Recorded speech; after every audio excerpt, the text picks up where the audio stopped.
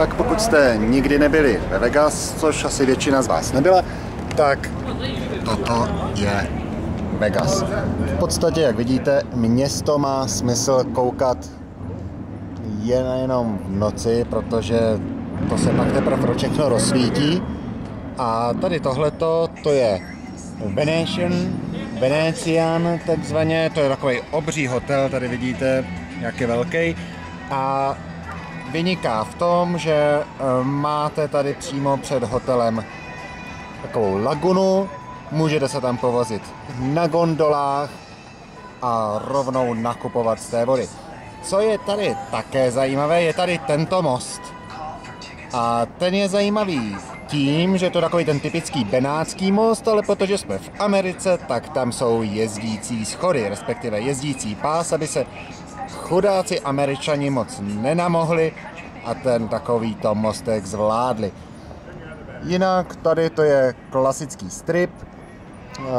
Tady tenhle hotel, který je, tak tohle to je klasický Mirage, tady ten a tady v odrazu, co vidíte, tak to je,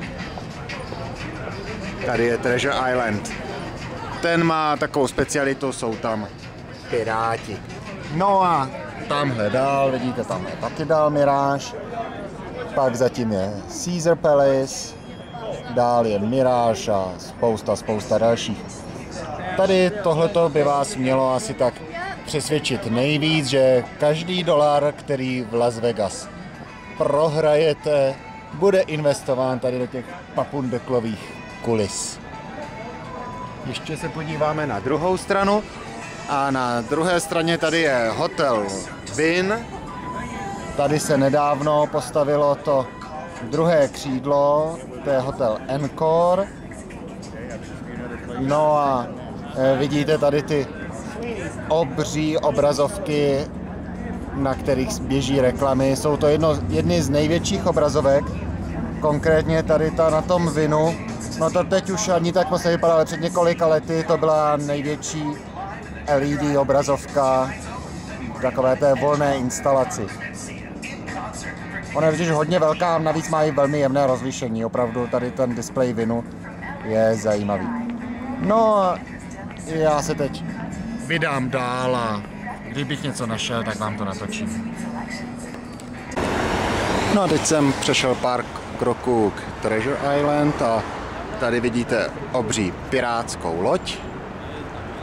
To je v životní velikosti, ta zřejmě tady projede a bude tady představení. Tady potom na druhé straně, si to tam bude vidět přes to ostré červené světlo, je další loď. Tady v Treasure Island například, pokud jste omylem viděli film Slečna Drsňák 2, tak tady probíhala závěrečná scéna pod vodou, kde si zahráli tady tyhle lodě. Ale jinak tady zatím každou chvíli běží nějaké představení a běhají tady piráti. No a toto je naprosto šílený Excalibur, který má uprostřed hrad.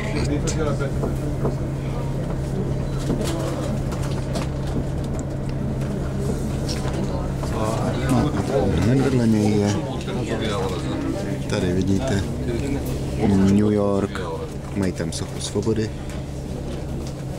A tam taky možná vidíte, tady je horská dráha, ta tam jezdí.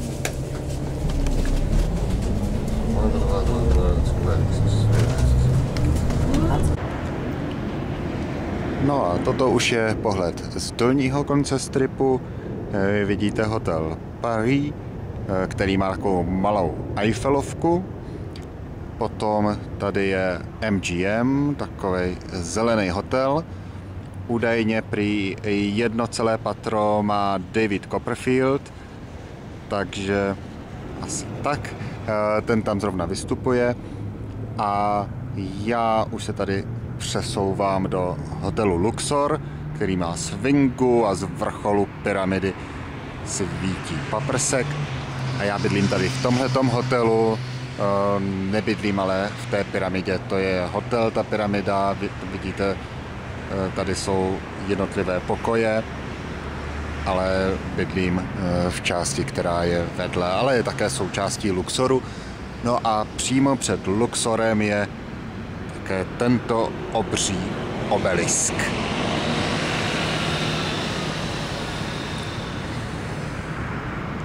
Ale to už je opravdu všechno, takže já teď to zase otočím, abyste na mě viděli.